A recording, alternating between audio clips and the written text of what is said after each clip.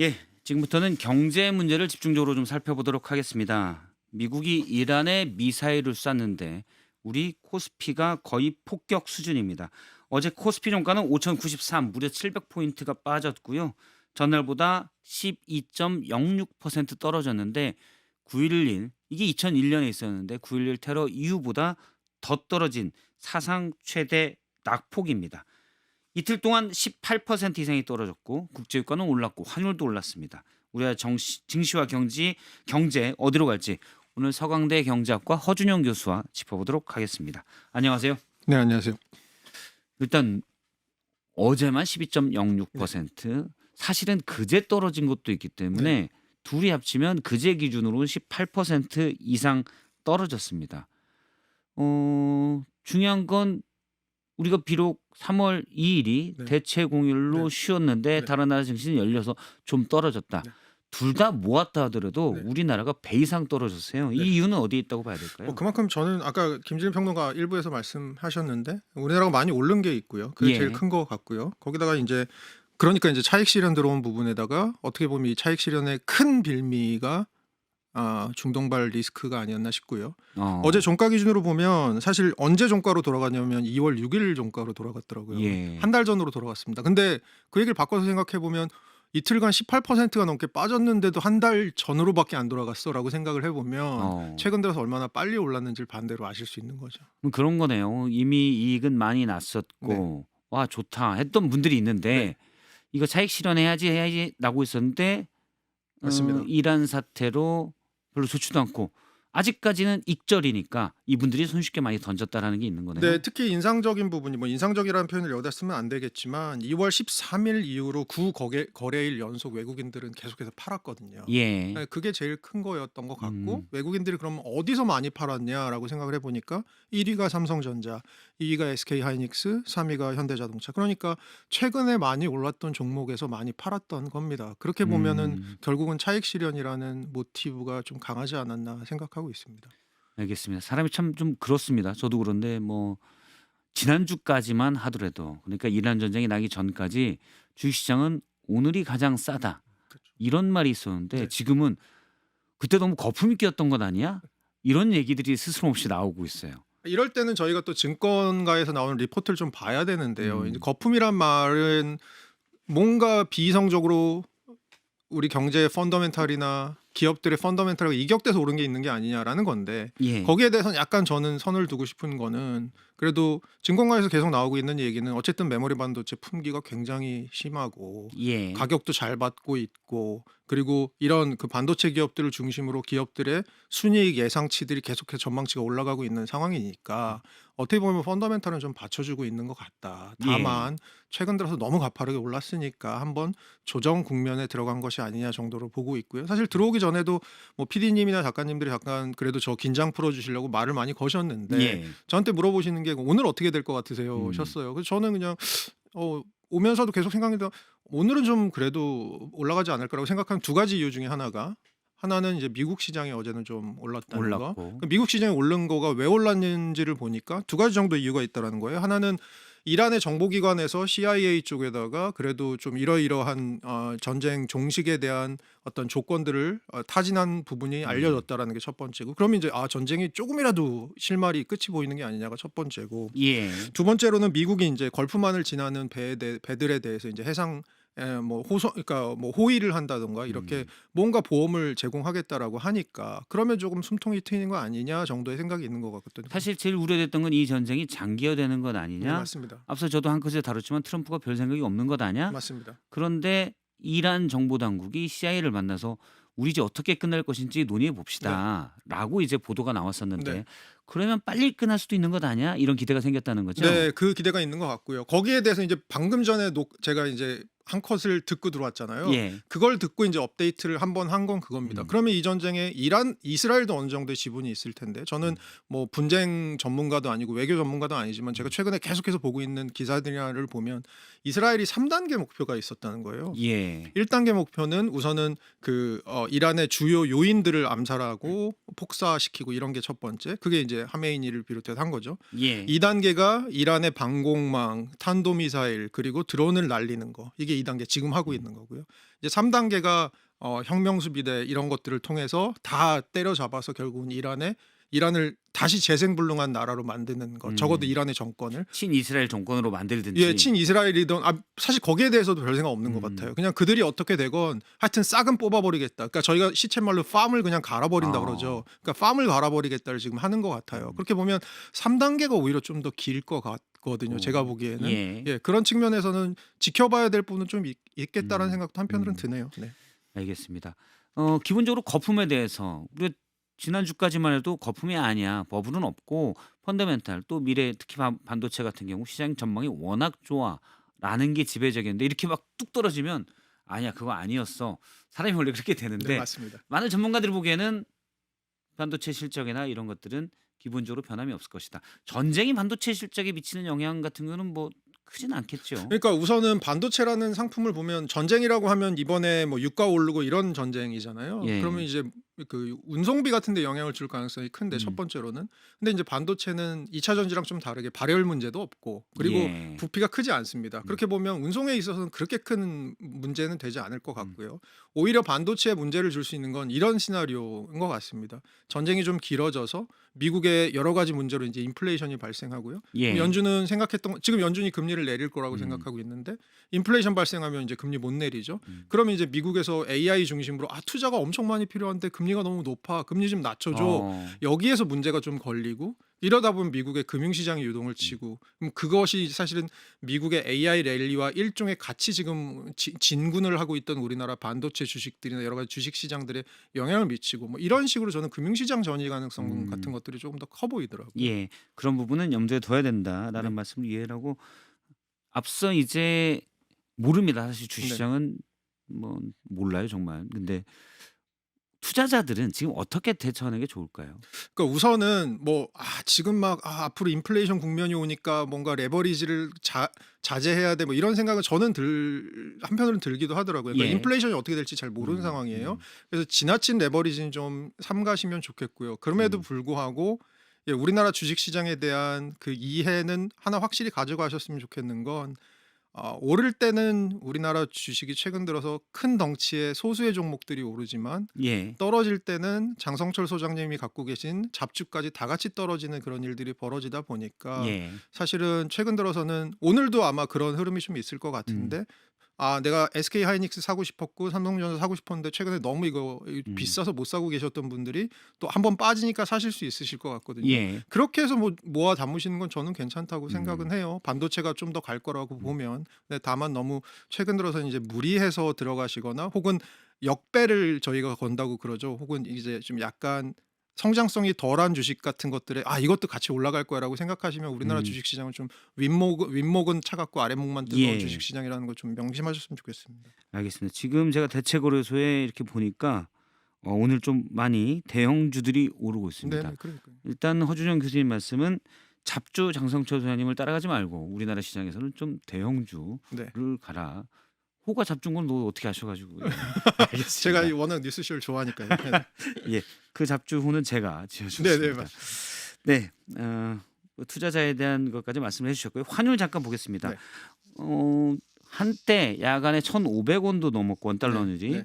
이 정도면 2008년 금융위기 이후에 가장 높았다고 합니다. 네, 물론 어제 종가는 좀 떨어지긴 네. 했습니다. 앞으로 이렇게 환율이 오르는 이유는 어디 있다고 봐야 될까요? 안전자산 선호 현상이 가장 강한 것 같고요. 그래서 외부적으로 지정학적 리스크나 여러 가지 자극이 있거나 혹은 우리 예전에 코리아 디스카운트라고 해서 우리나라의 지정학적 리스크 북한이 옆에 있기 때문에 예. 이런 일이 있을 때마다 환율이 튀는 건 안전자산 선호 현상이라고 볼 수 있을 것 같은데 다행인 게 제가 오기 전에 유가를 좀 체크해 보니까요. 유가가 최근 2, 3일 사이에 빠르게 오르다가 지금 오르는 폭이 거의 이제 둔화되고 있습니다. 그렇게 봤을 때는 이제 시장에서도 전반적으로 이 지정학적 리스크에 대해서는 약간 당분간은 조금 이게 그래도 실마리가 좀 보이는 게 아니냐라는 생각 아까 저희가 얘기했던 그런 예. 생각으로 가고 있는 것 같아서 환율 측면도 조금 1,500원 발작 잠깐 했지만 안정되는 수준이라기보다는 그렇게 다시 튀는 수준으로 가지 않지 않을까 확전되지 않으면 급격하게 막 오르지는 않지 네네, 않을까. 그럴 것 같습니다. 사실 저도 쭉 보면 시장이 그런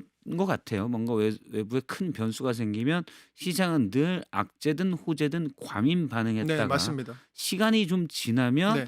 기본 펀더멘탈에 맞춰가더라, 네, 수렴하더라 이런 게 좀 맞습니다. 맞는 것 같아요. 네, 맞습니다. 예. 그래서 저도 그렇게 해서 하루하루 시장을 배우고 있는 것 같아요. 과민 반응, 오버리액션 맞는 것 같습니다. 예, 알겠습니다. 그럼 환율이나 증시는 지금 전쟁의 충격에 조금은 과민 반응이 있다로 이해를 하도록 하겠습니다. 만약에 환율이 약간 오름세가 돼서 네. 전쟁이 끝나지 종식되지 않는다면 약간 계속 부담은 될 테니까요. 그럼 우리 경제에 미치는 영향은 어떤 것들이 있을까요? 뭐 환율 오르면 저희가 생각할 수 있는 건 두 가지인데, 첫 번째로는 수입 물가 올라가는 것이 있을 거고요. 두 번째로는 우리나라가 사실 외국에서 에너지를 사오는데 연간 1,000억 달러가 넘게 쓰고 있어요. 우리나라 예. 돈으로 한 150조 정도 쓰고 있어요, 매년. 그러다 보면 뭐 LNG 가격 오르고 유가가 오르고 하다 보면 어쨌든 간에 전반적으로 인플레이션 생길 수밖에 없고요. 예. 그리고 우리나라가 사실은 전 세계 모든 국가 중에 GDP 10,000불을 생산하기 위해서 소비하는 원유량이 제일 많은 나라예요. 그러니까 굉장히 원유에 의존도가 의존적인 높네요. 높은 경제예요. 그렇게 봤을 때는 GDP 성장률 같은 것도 빠질 수밖에 없는 그런 상황이고요. 예를 들어서 뭐 최근에 나오고 있는 얘기는 $100 시나리오가 예를 들어 현실화되면 우리나라 뭐 물가 한 1.1% 오르고 GDP 성장률은 한 0.3% 정도 빠질 거다. 올해 예를 들어서 우리가 2% 성장할 거라고 지금 생각하고 있는데, 예. 그러면 뭐 유가가 $100가 고착화되면 적어도 1%대 중반 성장으로 떨어질 거다. 뭐 그런 시나리오까지 생각해 볼 수 있는 거죠. 지금 배럴당으로 두바이가 $80 좀 넘는 네, 정도 맞습니다. 가격으로 알고 네, 있는데 맞습니다. 사실은 만약 전쟁 때문에 위기가 계속되거나 또 어떤 임팩트가 있으면 $100는 또 금방 또 될 수도 있는 네, 맞습니다. 그런 가격이긴 해요. 그리고 제가 정유업계 어제 좀 여러분들한테 얘기를 좀 여쭤봤는데, 호르무즈가 한 달 넘게 만약에 막히게 되면 예. 그러면 이거는 약간 3차 오일 샥 정도까지도 갈 수 있는 거 아니냐라고 보고 있는 것 같습니다. 이거는 사실 그 가능성도 배제할 수는 없겠네요. 그러면 왜냐하면 호르무즈 해협 자체가 상당히 폭이 좁고 네, 맞습니다. 그렇기 때문에 이란의 친미 정권이 들어서지 않는다면 계속 이걸 가지고 위협할 가능성이 좀 높거든요. 맞습니다. 거기가 생각보다 지형이 굉장히 재미있더라고요. 그러니까 저희가 왼발에 두꺼운 신발 신고 있는 거라고 생각하시면 그게 이제 사선으로 사우디아라비아가 있습니다. 사우디아라비아 오른편이 호르무즈 해협이 있고요. 거기는 이제 사우디아라비아랑 오만이 관리를 하고 있고요. 그 이란이랑 오만이 예. 관리하고 있고요. 근데 왼편에 뭐가 있냐면 홍해가 있습니다. 근데 홍해가 예전에 후티 반군들 나오던 그 홍해입니다. 여기가 수에즈 운하랑 연결이 돼 있잖아요. 예. 그래서 보통 저희가 생각하는 원유들, 우리나라에 들어오는 원유의 70%가 결국은 그 호르무즈 해협으로 나오고 있는데, 이런 생각하실 수 있을 것 같아요. 그럼 왼편에 있는 홍해로 수입하면 되는 거 아니냐? 근데 그 홍해 쪽으로 수입을 하기에는 사우디아라비아에서 파이프라인으로 그러면 오른쪽 끝에서 왼쪽 끝으로 넘겨서 기름을 예. 왼쪽에서 배에다 실어 갖고 우리나라에 보내야 되거든요. 그러니까 굉장히 힘들고요. 우리나라 정유사 중에서도 S오일, 그 아람코의 지분을 예. 갖고 있는 S오일만 한 달에 한 대 정도 원유 그 유조선이 뜰 만큼 거기는 잘 이용을 안 합니다. 홍해 쪽으로는 S오일이 우리나라로 보았을 때는 네. S오일이 한 달에 한 번 정도다. 유조선 하나 띄우고 얀부라는 거기 항이 있습니다. 거기서 띄웁니다. 예.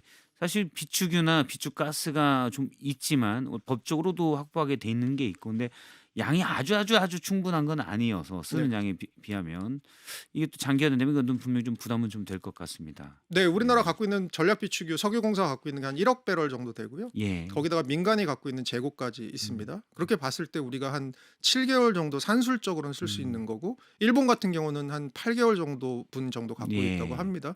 그래서 뭐 비축유를 쓸 수는 있는데 문제는 이제 그게 동나기 시작하면 저희 뭐 두루마리 휴지가 많이 남았을 때는 줄어드는 게 잘 안 느껴지지만 그렇죠. 조금 남으면 빨리 줄어들잖아요. 공포죠. 예, 그렇게 됐을 때는 전 세계가 또 원유 시장 대체 시장으로 달려들 거고, 미국이나 뭐 브라질, 가이아나 이런 나라로 달려들 거고, 그럼 이제 그때 되면 원유 가격이 튀는 거를 결국 맞을 수밖에 없는 그런 상황인 거죠. 뭐 비축유가 7개월 분이 있다고 하더라도 그럼 7개월 버틸 수 있겠네. 사실 이게 아닌 거죠. 말씀대로라면. 네, 맞습니다. 사실 한 3개월 분밖에 안 남았다. 그때부터는 피가 마르기 시작하는 네, 맞습니다. 거죠. 예, 맞습니다. 그렇기 때문에 사실은 지금부터 뭔가 사실은 이게 사태가 장기화될 것 같으면 정부가 움직여야 될 부분이 많은 거죠. 예. 이미 근데 시내에서 뭐 어떻게 보면 당연한 반응이기도 한데 또 어떻게 보면 이렇게까지 하는 게 있습니다. 지금 배럴당 오르는 게 그제부터인데 국제 원유가 국제 석유 가격이 이미 한 이틀 새 주유소들이 기름을 올렸어요. 맞습니다. 이 기름 떼온 건 아무리 늦어도 지난주일 텐데. 네, 맞습니다. 예. 이게 사실은 비대칭적인 거죠. 올라갈 때는 빨리 올라가고, 미국에서도 그런 얘기 있더라고요. 원유 가격 오르면 그 주유소에 반영되는데 3일 이내로 걸린다. 그러니까 우리나라에도 비슷한 일이 벌어지고 있는 것 같습니다. 알겠습니다. 전반적으로 경제에 대한 부분도 좀 여쭤보도록 하겠습니다. 외교안보 전문가들 대부분이 앞서 말씀하신 대로 이란의 정보 당국에서 CIA 접촉해서 이 전쟁을 어떻게 끝낼지, 전쟁 종식의 조건인지 얘기를 좀 해보자라고 제안을 했다는 보도가 있긴 있었습니다만 최소한 4주 오래 걸릴 거라는 의견도 많습니다. 조건을 또 좋게 하려면 이란도 강하게 반발을 해야 되니까요. 만약 그럴 경우 우리 경제에 가장 부담이 되는 부분은 뭐가 될까요? 아무래도 아까 말씀드린 것처럼 원유 의존도, 에너지 의존도가 워낙 높은 경제인데 어쨌든 이 원유 가격이 협상이 지지부진해지고 전쟁이 장기화될수록 사실 위로 올라갈 상방으로 올라갈 가능성이 있으니까 그렇게 예. 보면 그 비용 부담을 우리가 직격으로 맡게 되는 게 아마 제일 큰 부담일 거고요. 음.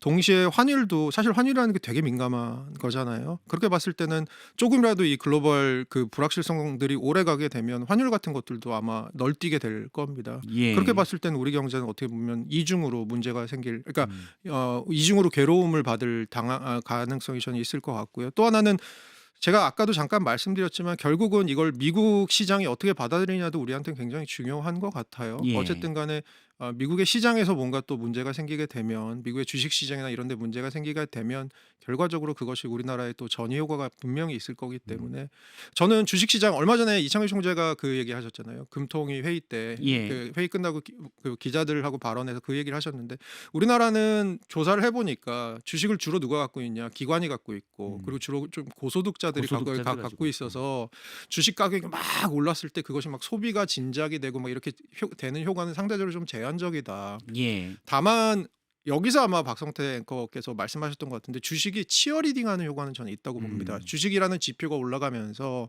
경제 전반적으로 뭔가가 나아지고 있구나. 심리가. 그래서 뭐 소비 심리에 긍정적인 영향을 음. 주기도 하고, 저는 분명히 그런 부분이 있다고 예. 생각을 하는데, 그러면 이제 그 반대의 부호를 저희가 생각을 해야 되는 거죠. 주식 예. 가격이 이렇게 오르다가 오르는 거에 또 익숙해져 있다가 떨어지기 시작하면 또 저희가 받을 반대의 충격 훨씬 클 것 음. 같고, 저는 더 근원적으로 좀 걱정하는 부분이 하나 있어요. 이 얘기는 다른 분들은 걱정 별로 안 하시는 것 같은데 예. 저는 우리나라 자본시장에 대한 사람들의 믿음이 조금씩 이제 생기고 있다고 생각합니다. 어. 다른 나라 오를 때 덜 오르고, 다른 나라 빠지면 더 많이 빠지고, 다른 나라 오를 때도 빠지고, 이랬던 게 우리나라 주식이었는데, 최근 들어서는 한국 주식이라는 게 꽤 오랜 동안 빨리 오를 수 있구나라는 믿음들이 조금 생기고 있다고 음. 생각합니다. 그걸 좀 더 크게 보면 뭐 부동산에서 자본시장으로의 자금 흐름의 이동이라고 생각할 수도 있을 것 같고요. 근데 그런 또 어떤 저희의 믿음에 약간의 생채기가 날까봐 뭐 그런 부분도 저는 약간 걱정입니다. 사실 뭐 이재명 정부에서도 많이 강조하는 부분이긴 한데 우리나라가 지금까지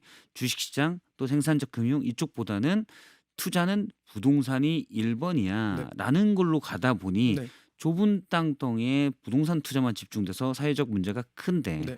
사실 이번이 처음으로 변곡점이 생길 네. 수 있는 그건데 이번 전쟁 여파로 그런 변곡점이 꺾이게 된다면 그게 나쁠 수 있다라는 거죠. 네, 맞습니다. 네. 음. 제 얘기를 아주 잘 정리해 주셨습니다. 역시. 아이고 아닙니다. 아니 제가 왜냐면 최근에 가까운 분에게 어제 저녁에 그런 얘기를 들었어요. 역시 한국 시장은 안 돼. 그러니까요. 예. 저희가 마음속에 아직까지 혐의가 있는 거예요. 예. 우리나라 시장은 못 믿을 시장이야라고 하는 혐의가 있는데, 그 혐의들이 조금씩 이제 나아지는 과정에 있었는데 음. 여기에 또 반대 방향에서 이 펀치가 한번 팍 날라오니까 이게 더 그렇죠. 아픈 거죠. 그러니까 뭐 어떻게 시장이 12%씩 아무리 전쟁이 났다고 해도 우리가 전투 치르는 것도 아닌데 물론 경제에 부담은 되겠지만 어떻게 지수가 12%가 빠지냐 이분이 이제 하소연을 하면서 맞습니다. 그래서 사람들이 서학개미 되는 거야라고 하는데 제가 그렇게 반론했어요. 미국도 그럴 땐 더해. 네. 예. 근데 미국은 오랜 시간의 자본시장의 역사와 전 세계에서 아주 많은 일들이 벌어졌을 때 그 안 좋은 영향들을 받았던 역사들이 있기 때문에 미국은 상대적으로 그런 경험들이 있다고 봐야죠. 예. 월드컵 많이 뛰어본 선수라고 생각을 해야 되는 음. 거죠, 미국은. 네. 알겠습니다. 그런 점이 이번에 좀 시장의 과민 반응이 좀 적어야 어떤 금융으로의 주식시장으로의 머니 무브를 계속 유지할 수 있다. 뭐 이렇게 네. 이해를 하도록 하겠습니다. 네. 소비자나 또 시민으로서 대응할 만한 부분이 있다면요? 지금은 사실은 철저하게 외생 변수잖아요. 예. 저희가 사실은 뭐 미국과 이란과 이스라엘 틈에 들어갈 수 있는 건 아니고 거기서 음. 어떤 소식이 나오는지를 받아들여야 되는 입장이잖아요. 어떻게 보면 한편으로는 좀 정책을 하시는 분들을 좀 믿을 필요도 저는 있다고 생각을 해요. 예. 잘 하시겠지라는 생각들을 좀 하고 음. 너무 과민 반응 같은 걸 좀 자제하시는 또 그런 것들이 오히려 스스로에게도 좀 도움이 될 수 있다고 생각을 음. 하고요. 뭐 예를 들어서 뭐 어제 막 빠지니까 또 파셨던 분들이 오늘 막 올라가시면 또 '아 팔지 말걸.' 이런 생각도 하시는 분들 분명히 그쵸. 계시거든요. 음. 그럴 때는 '아 전반적인 모멘텀이 우상향이 있구나.'라고 음. 생각을 하면 또 그런 모멘텀을 좀 믿어 보시고 그리고 정책을 하시는 분들 좀 믿으시고 좀 조금 더 기다려 보시는 것도 어떨까라는 생각이 들고요. 다만 한 가지 꼭 말씀드리고 싶은 건 주식 예. 시장의 양극화 같은 것들이 있는 상황이니까 음. 아까 말씀 뭐 대형주, 잡주라고 제가 예. 그냥 우스갯소리로 말씀드렸습니다만 뭐 이런 것들에 대해서는 저희가 조금 시장을 보시는 뭐 정책을 하시는 분들도 좀 이런 양극화에 대해서는 좀 심각하게 생각하실 필요는 있을 것 같습니다. 사실 주식뿐만 아니라 다 뭐 정치도 네. 그렇고 경제도 양극화되는 부분들은 많이 있는 것 같습니다. 이제 한은 총재가 얘기했던 대로 주식시장이 많이 올랐는데 그게 투자자들에게 온기가 일단 직접적으로 가고 네. 사실은 저소득층에서는 투자를 못한 분들이 많기 때문에 네. 그런 거 언급한 것도 들을 만한 얘기인 것 같습니다. 네. 지금까지 서강대 경제학과 허준영 교수였습니다. 여기까지 듣겠습니다. 고맙습니다. 감사합니다.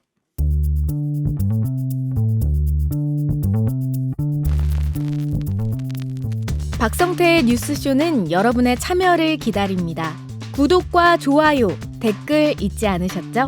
평일 아침 7시 10분 실시간 라이브도 참여하실 수 있습니다.